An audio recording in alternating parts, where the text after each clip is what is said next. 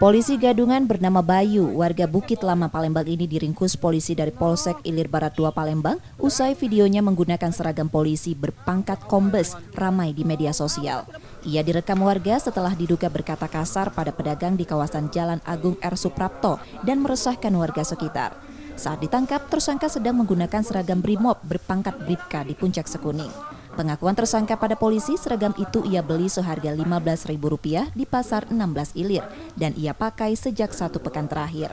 Motifnya masih akan didalami polisi dengan memeriksa kejiwaan tersangka karena tersangka tak konsisten menjawab pertanyaan polisi.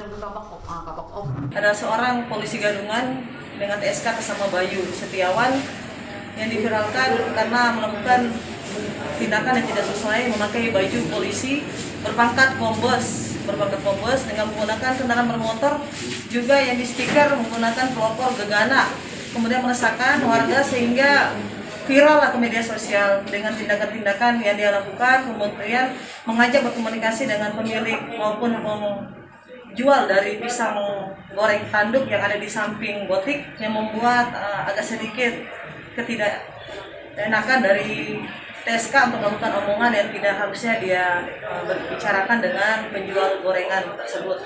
Kemudian diviralkan. Tersangka kini ditahan di tahanan Polsek Ilir Barat 2 Palembang. Reski Oktora, Muklas Diferensial, Kompas TV, Palembang, Sumatera Selatan.